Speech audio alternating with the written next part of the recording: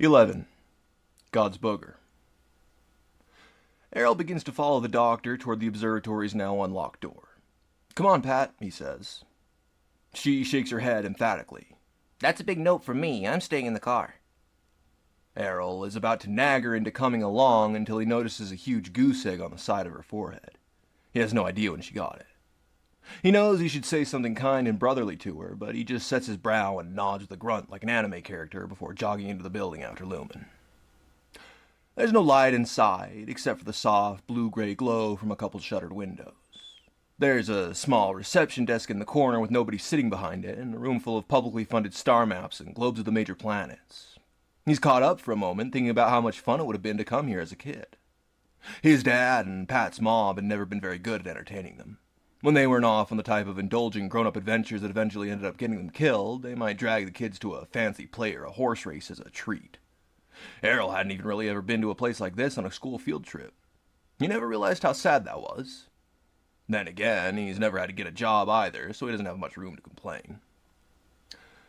Eliza seems not to be quite as affected by the atmosphere of the place, probably as a virtue of having worked in full-on physics labs for most of her life.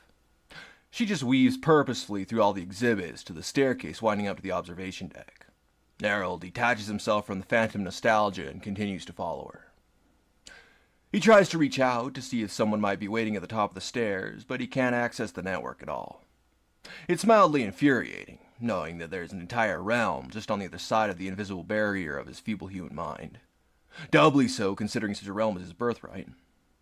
The feeling is actually strong enough to lubricate whatever part of his brain is responsible for the ability, the pineal gland presumably, and he's starting to feel some psychic objects in the periphery of his awareness as they reach the top of the stairs.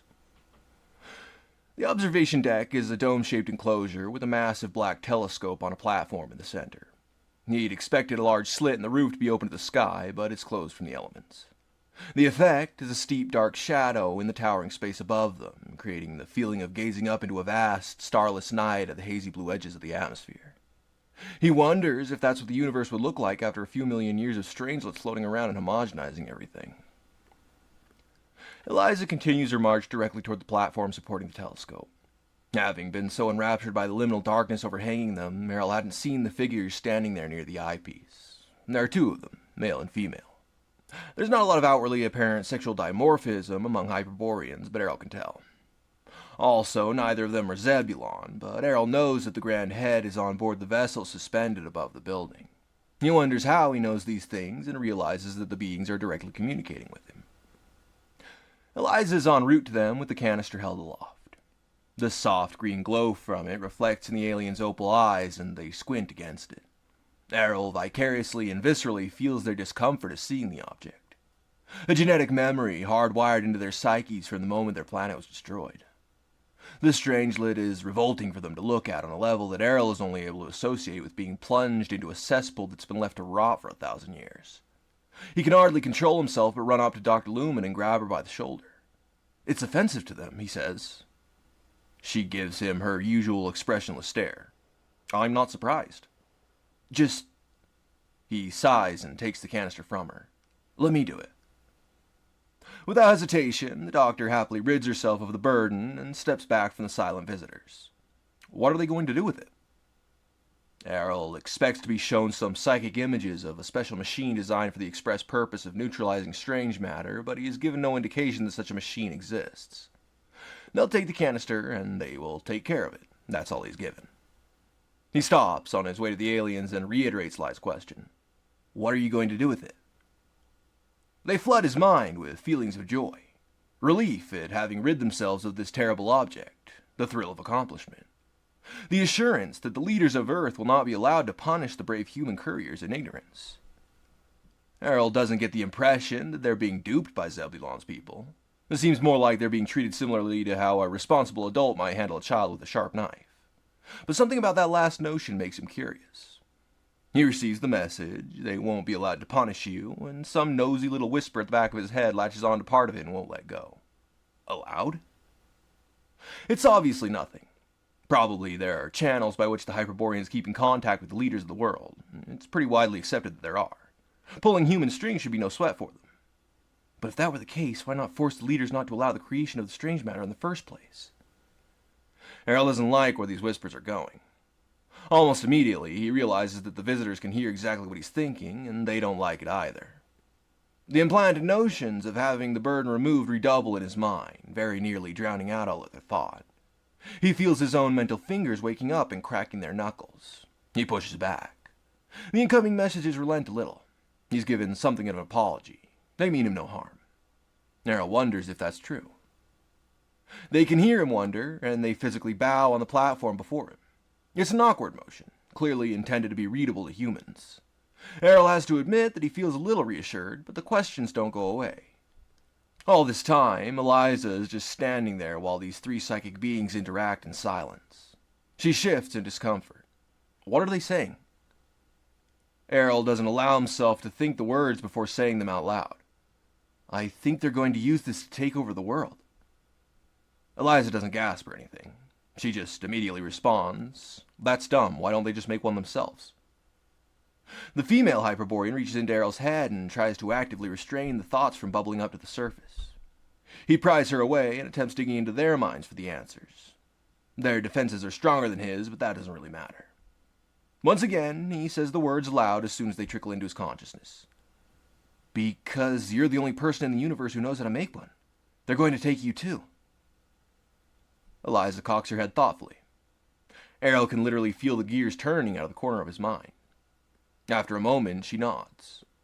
All right, she says. Were they planning on beaming me up or something? Because I'm not interested in being disintegrated and copied. Errol's jaw drops. Are you insane? She suddenly slaps her forehead. Come on, Lai, don't be an idiot. Yeah, Errol insists. Don't be. She continues her thought. If they had the ability to 3D print a copy of you, they would just do it. Errol reorients himself so he's standing between her and the aliens. What are you doing? What am I doing? She looks genuinely flabbergasted. The whole reason we came here was to protect the world from that thing, isn't it? She stabs a warding finger at the canister in Errol's hands. If I'm the only person capable of creating another one, I'm just as dangerous as the thing itself. Errol's heart starts to pound. He can feel the beings on the platform behind him radiating thought waves that corroborate and amplify Dr. Lumen's points. He clutches the thing close to his chest.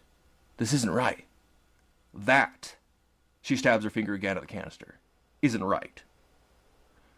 He can feel the beings inching closer toward him, not physically but psychically. A pair of men in white coats trying to corner a frenzied animal. He swivels around to bare his teeth at them. If he has to, he'll overpower them with raw human muscle.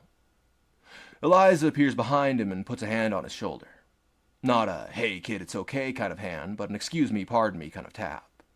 He shakes himself free and stares her down. She stares back, completely without emotion. There are truly no other options, kid. No other options. That's definitely true, but he has the presence of mind to recognize that it isn't his own thoughts assuring himself of that. He holds the thing aloft as if to throw it at the aliens. They visibly cringe. He changes his mind at the last second and charges toward them. Their planet-sized eyes grow even wider at the sight of this rampaging madman. The white feelers erupt into his consciousness, grasping at his thoughts, trying to subdue him. Luckily, he has no thoughts in this moment. His mind is not a whale, or a shivering turtle, or a perfectly molded piece of a larger machine, but an ocean of hot fluid. A plasma without solid bits for anything to grab hold of. He continues to charge until he collides with the indistinguishably male one. Its body feels gross and weird to the touch, simultaneously soft and bony. The raging, animalistic part of him offers up the insane thought that such a skinny creature would be no good to eat. He and the Hyperborean topple to the ground. He looks into its big dark eyes. They cringe and blink against the side of his snarling face. Somewhere in the rage-clouded psychic distance, the mind of the being is pleading for mercy, just like the one he killed before. Suddenly, someone turns on a bright light in the corner of the room, blinding both him and his alien prey. It takes a moment to figure out why the space is still totally dark. His mind adjusts to the psychic radiance, and he recognizes the imposing presence of Grandhead Zebulon. Errol's mind is buffeted with an unfiltered stream of thought from the alien ruler. Betrayal, mistrust, rashness, thoughtless emotion, shame, disappointment, understanding, forgiveness, conditional. Humans are prone to such pride. All sapient beings are prone to pride. That is how they achieve dominance over their environment. Dominance. A misunderstanding at the fault of a mind belonging to a fledgling culture. A healthy garden is one which is under the watchful and caring dominance of the gardener. This world is a garden, the crown jewel of the solar system. Sapiens always begins in a lush garden, and invariably that garden is spoiled. It is the way of things for childless parents to commit gross errors, and it is the right of the children of the garden to commit errors. Zebulon offers a solution, not a judgment. Zebulon relapses into the courtesy of psychically projected English. Cease this at once. Up from the ground, both of you. It is not said in a commanding way, but one insisting upon a return to propriety. Errol stares at the alien underneath him. He could break its bones if he wanted to. But why would Errol want to? He sneers at the visitor. Get out of my head. The being makes a big show of trying not to look at him. Errol realizes that he's basically asking a fish not to swim. Finally, he gets up, but not slowly or kindly. He leaps over the guy's body to the opposite side of the platform and holds the glowing strangelet aloft like a trophy. I'm not giving this to you, he says. The air in the room changes. Zebulon makes it very clear that he is at his wit's end with this human, and he just used up the last reserves of his patience. Errol makes it clear that he doesn't care. He focuses in his mind's eye. The feelers branch out from his consciousness, spreading in leafy fractals all over the mental space. He locates the alien on the floor. Stay down. He wraps the arms of his will around the shoulders of the female menacingly. Don't you move either. He slithers on past the clockwork city. She's tired. The steam isn't so much billowing as it is leaking pathetically out of her vents. Gears are catching on each other's teeth. The whole thing seems about ready to fall apart from lack of sleep. He feels his heart burn with protective instinct. Then, behind her, in the shadows at the other side of the observation area, the mind of Zebulon. Immediately he can tell that this being is unimaginably old. It has seen wonders and horrors, the depths of which Errol's entire species may never know. It is an empire, this being. Ancient ruins form the towering bedrock on which is built a throne whose bricks are hewn from the ashes of 100 cities twice as advanced as Eliza's quaint little clockwork hamlet. It has a transcendental capacity for mercy and understanding. It is prepared to show it to the people of this world. But it has an equally unfathomable capacity for wrath. Errol glances again at the tired woman sharing the physical space with them, and he decides to take his chances. He reaches out with all of his focus. The infinity of swirling thoughts that form the arms of his psychic body coalesce into 4 powerful hands. He takes a stance within his mind, and, body standing completely still, his spirit charges at the ancient entity. Zebulon's empire soul doesn't even flinch. It doesn't have to. Errol's spiritual fists try to strike at the pillars holding up the throne, but they pass right through them like smoke. He reaches out again. Nothing happens. He keeps swinging, focusing harder and harder. The tremendous mind of Zebulon comes into sharper and sharper focus, but it remains unaffected. Finally, the being seems to grow tired of the display, and Errol feels himself being wrapped up like a tool in leather and placed into a box. He feels something being torn out of him, and his presence in the psychic realm begins to become hazier and hazier until he is just a human man standing in an observatory. What? He chokes on his spit. What did you just do? He tries again to reach out with his mind, but there's not even a twinkle of that out of the world. This time, Zebulon's voice booms inside Errol's skull. Based on her reaction, Eliza can hear it too. The Lord giveth, he says, and the Lord taketh away. A delirious nausea begins welling up inside Errol's gut. He starts to tremble so viciously that he's afraid his skin might jiggle right off his bones. Huh? He stammers. What do you mean? You can't... You must be using some kind of damping field. Zebulon stares at him blankly. It's the same look Eliza gives when she's thinking about just how dumb the person she's looking at must be. I told you when we first met, he says. Those abilities you so readily claimed as your own would have taken a Hyperborean years to master. Dr. Lumen suddenly chimes in. Is that Earth years? The Grand Head slowly turns his grand head to look at her. Yes, Earth years. She nods awkwardly before this deity. Thanks for the conversion. I am nothing if not accommodating to my hosts. Errol doesn't like the way he says hosts. What do you want with our world, he demands. I have already answered that question in earnest, Zebulon says. This world is a precious and beautiful place. It is a place that deserves to be protected. We are not your enemy. Errol hugs the strangelet close to his chest for some kind of sick comfort. Am I even a hybrid? The taut skin of the alien's face shifts minutely to form something resembling a smile. Yes, he says.